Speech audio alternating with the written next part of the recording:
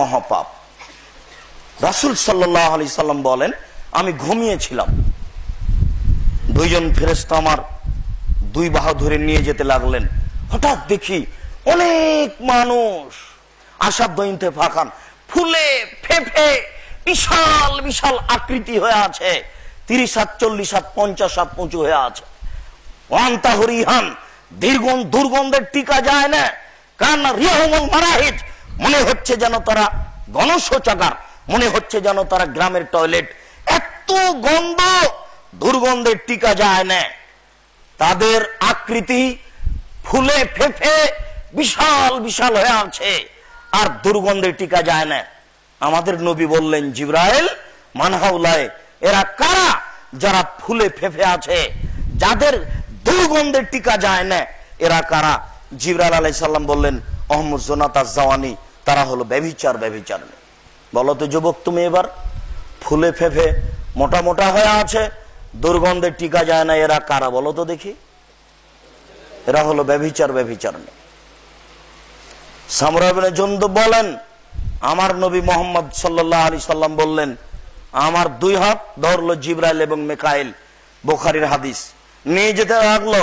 অনেক দৃশ্য দেখলাম, তার একটা দৃশ্য দেখলাম যে একটা গর্ত, ভিতরে আগুন আছে, ধাঁধা ধাঁধা করে আগুন উপরে চলে যাচ্ছে, আবার নিচে আসছে।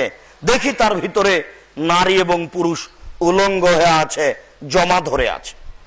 আগুনের ভিতরে জ্বলতে জ্বলতে উপরে চলে যাচ্ছে ধাঁধা করে, আবার নিচে আসছে, আবার উপরে যাচ্ছে, জমা ধরে আছে, উলঙ্গ হয়ে আছে আগুনের ভিতরে। আমি বললাম, জিবরাইল মানহাউলা, এরা কারা? জিবরাইল বললেন, আহমদ জোনাত, তারা হচ্ছে ব্যভিচার নেই, নারী পুরুষ জমা ধরে আছে, আগুনে জ্বলছে, এরা হলো ব্যভিচার নেই।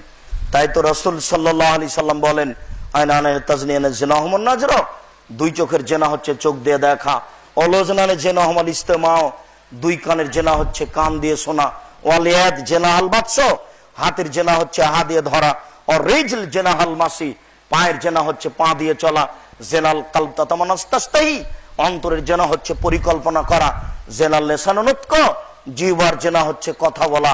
এগুলো সব জেনার মাধ্যম। তুমি নিজেকে কি করে শিক্ষিত মনে করতে পারো? শুনুন, আমরা দুঃখিত, আমি নিজে বিশেষ করে ওই বাক্যটি বুঝতে পারতাম না ছাত্র জীবনে, এই বাক্যের অর্থ কি হতে পারে। আল্লাহ রাসূল বলছেন, এতাহারাজুনা তাহারাজাল হেমারে, গাধা যেমন গাধীর সাথে মিলে লজ্জা বুঝে না, ষাঁড় যেমন গাভীর সাথে মিলে লজ্জা জানে না, মানুষ তেমন খোলা মাঠে জেনা করবে, লজ্জা বুঝবে না। এই বাক্যটা বুঝতে পারছিলাম না, মানুষ খোলা মাঠে জেনা করবে কি করে? গাভীর মতো, ষাঁড়ের মতো, গাধার মতো, গাধীর মতো, যারা লজ্জা বুঝে না, এই জেনা হয় কি করে? এটা বুঝতে পারছিলাম না। আপনি এখন দেখুন রাস্তাঘাটে, আপনি এখন দেখুন কলেজ বিশ্ববিদ্যালয়ের মাঠে, কোথায় জিয়াউর রহমান সাহেব মারা গেলেন, হাড়হাড্ডি নিয়ে এসে সংসদ ভবনে পুঁতে দেওয়া হলো, বিশাল মাঠ একটা পতিতালয়ে পরিণত হলো। যে রাস্তা দিয়ে মানুষ মিনিটে হাজারো লক্ষ মানুষ যায়, এই রাস্তা দিয়ে চেয়ারম্যান যায়, ওসি যায়, দারোগা যায়, এমপি যায়, মন্ত্রী যায়, প্রধানমন্ত্রী যান, ডিসি যান, এডিসি যান, টিওনো যান, ইওনো যান, কত বড় বড় দায়িত্বশীল যান। দেখা যাচ্ছে হাজারো যুবক, হাজারো যুবতীকে চেপে ধরে আছে, কেউ কিছু বলে না, বলা নাকি যায় না, কেউ কিছু বলে না, বলা নাকি যায় না। এটা নাকি পশুর জগৎ, সবাই নাকি পশু, কেউ নাকি মানুষ নেই। মানুষ যদি হয় তাহলে বলে না কেন? মানুষ হলে তো বলবেই। এই কথা আল্লাহ রাসূল বলেছেন যে, মহান আল্লাহ বলেন, অতিন, ডমর ফলের কসম, জাইতুন, জাইতুন ফলের কসম, অতুরে সিনিন, মক্কা শহরের কসম, ওয়া হাজাল বালাদিল আমিন, এই মক্কা শহরের কসম, লাকাদ খালাকনাল ইনসানা ফি আহসানি তাকবীম, আমি মানুষকে অতীব উত্তম করে সুন্দর করে সৃষ্টি করেছি। যখন আমাকে মানুষ মানেনি, সুম্মা রাদাদনাহু আসফালা সাফিলিন, তখন আমি তাকে সর্বনিম্নে উল্টা ফিরিয়েছি। তখন সে মানুষ নয়, তখন সে পশু। এখন আর মানুষ হয়ে নেই, মানুষ এখন পশুতে পরিণত হয়েছে। নইলে কিছু বলে না কেন? নইলে খোলা মাঠে জেনা হয় কি করে? নইলে একজন যুবক একজন যুবতীকে চেপে ধরে থাকে কি করে? উরু রানের উপরে মাথা দিয়ে শুয়ে যায় কি করে? দিন কাটায় কি করে?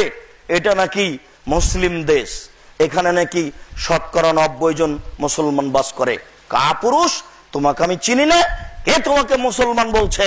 তুমি পহেলা বৈশাখে ইলিশ মাছ কিনতে পান্তা ভাত নিয়ে পাকুড় গাছের নিচে যাওনি? তোমাকে আমি চিনি না।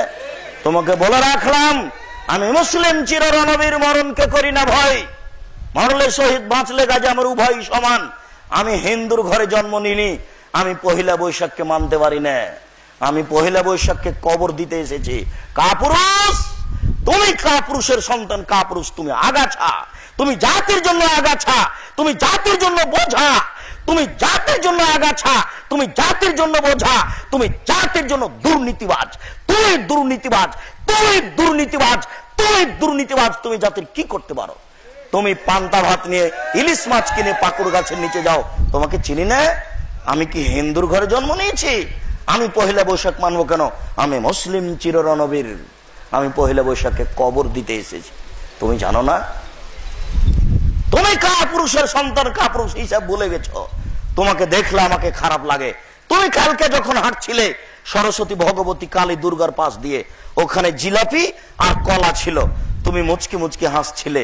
মানুষ বোকা হলে কি আর এত বোকা হতে হয়? আর সরস্বতী, ভগবতী, কালীর সামনে কলা রেখেছে, মূর্তি কি আর কলা খায়? এই বলে তুমি মুচকি মুচকি হাসছিলে, রাসছিলে। পরের দিন তোমাকে আমি দেখি, তুমি পায়ের জুতা খুলে দিয়ে ফুল নিয়ে সিমেন্ট মাটি তৈরি খাম্বার উপরে রাখো। ঠিক, তোমার বিদ্যাকে কবর দিতে এসেছি আমি। তুমি কাল কি করে মুচকি মুচকি হাসলে, আর আজকে তুমি এটা করতে পারো? তুমি যে মুসলিম এ কথা ভুলে গেছো।